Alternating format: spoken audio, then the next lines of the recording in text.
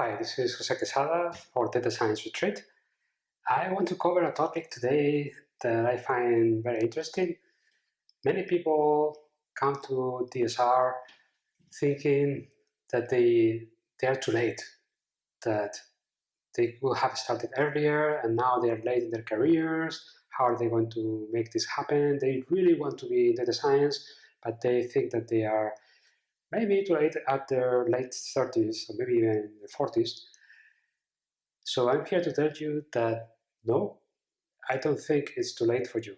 I'm going to give you some reasons and maybe examples too. So the first thing that you need to understand is that data science is totally a lateral move for everybody. It's not like there is a career path that you go to university and get some kind of certificate.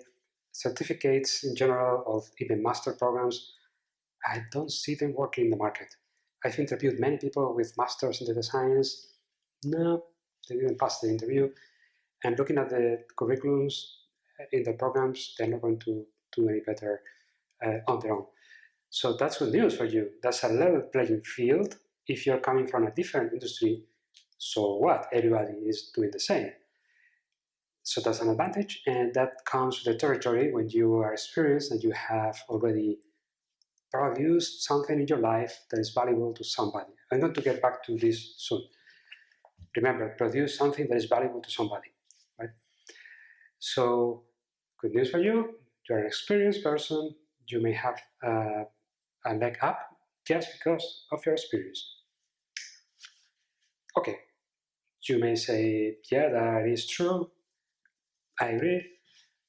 But other people who are younger, they have advantages over me because, well, we're going to cover the disadvantages in a while. But let me tell you one more thing that I think could benefit you, which is your network. What happens when you are new in any task? You don't know people in that particular domain, and everything becomes much harder. When you've been around in one industry, it doesn't have to be data science, you magically have other people that you can ask things, and every person in your network is a potential source of problems. Very important, everything in the life of a data scientist is to find a good problem where you can provide a solution with this new technology, which is data science, right? How you do that? It's much harder when you are inexperienced, when you haven't seen much in an industry.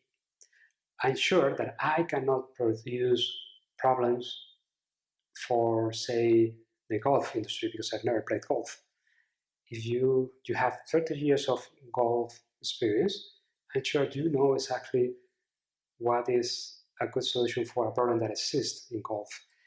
Let's say that you look at this style transfer or this key point detection, like the skeletons for your pose, like dance pose, right? And you say, wow, this would be fantastic to learn doing something with golf, right? You come up with that idea, and it may be a great idea. I cannot because I don't have any experience there, and I don't have a network either. So the same moment that you have the idea, you can call 3 people and tell them the idea, and they go like, oh my God, I will definitely use that.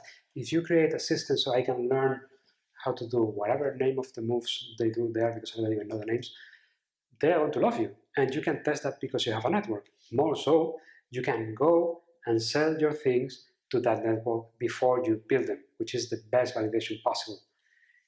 If this idea resonates with people and they tell you, yes, I will definitely use it, and you tell them, okay, how about $30 per month? They go like, no, then maybe the idea is not that valuable, maybe it's not so powerful for them to solve this problem.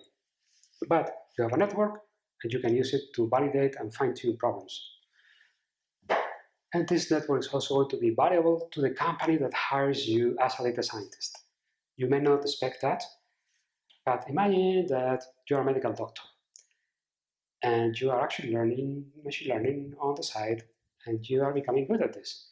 So you apply for a job at a company that is doing something with X-rays and you are 40. Do you think that they're going to look at you and say, well, this guy is 40, we don't want this type of profiles? No, they're going to look at the medical doctors and they're in the domain of X-rays So you are going to see things that they don't see because they don't have domain knowledge. You do. This is fantastic. You have domain knowledge. It's going to open doors for you. So make sure that both your network and your domain knowledge is valuable to the company that you're joining. And you may say, but Jose, all companies that I've worked for in the past, they were boring and I didn't learn anything there. That's not true. You probably know more things than anybody else in a room that is trying to hire you. And this is a really good match because vertical AI companies are really, really valuable when they have domain expertise, domain knowledge that nobody else has. And if the mixture is really hard to find, then so much more valuable the company is.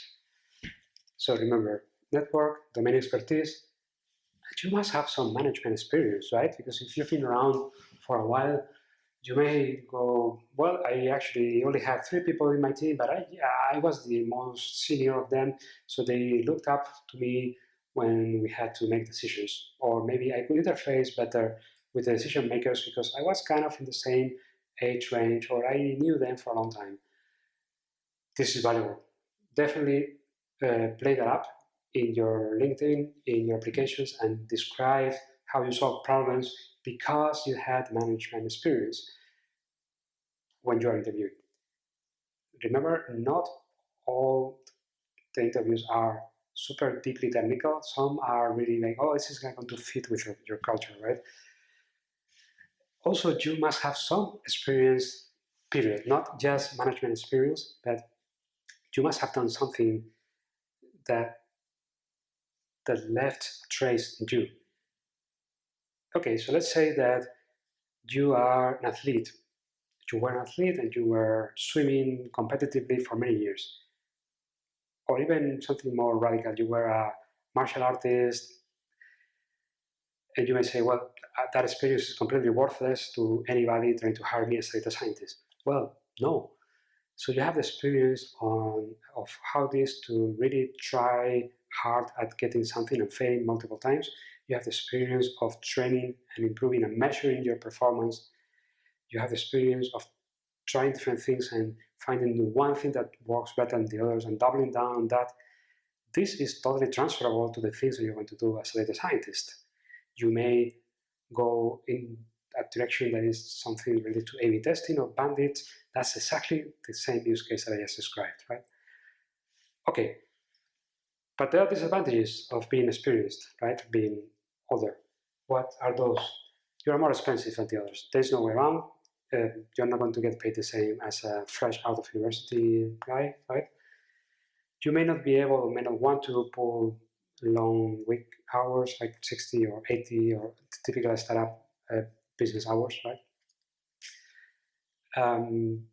That is questionable. Maybe you can do as much with less hours. I don't want to make a judgment there, who knows? There's the issue of culture. So if everybody in the company is really of a particular mindset, being the elder outsider may not help you. And maybe this is the biggest showstopper. You cannot really do much about that. If you have been trained, if you've been working for years in big corporations, maybe that you don't fit straight in at a startup-y culture where things happen very fast and people make jokes about things that you may not even understand. That is a problem. And there's no way around it. Unless you spend months really trying to enter that culture. I particularly love that, to find a new culture and see how you can understand it better. That is not only countries or big cultures like that, but it could be just the culture of people who love a board game that you've never played. I don't play board games. I don't know anything about this. They have a culture, right? Can I understand their culture? Can I understand why they like what they like? So this is a wonderful thing for me to do and to learn. It's valuable anywhere you go. Okay, all this is fine, but there's one more thing that makes a big difference, and that is business value.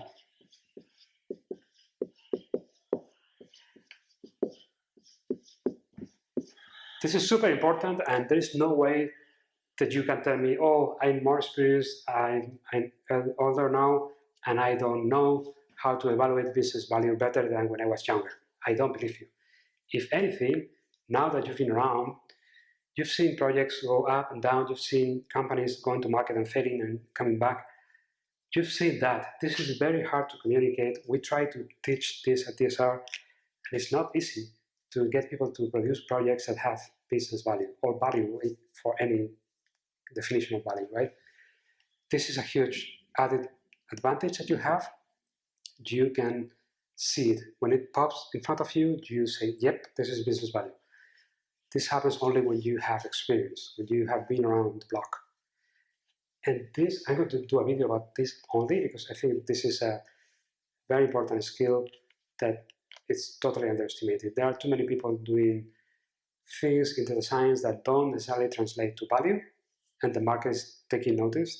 So we don't want to be known with data scientists as the people who never care about value and produce projects that are technically very sophisticated but don't add business value. Okay, this is my whiteboard session for you guys.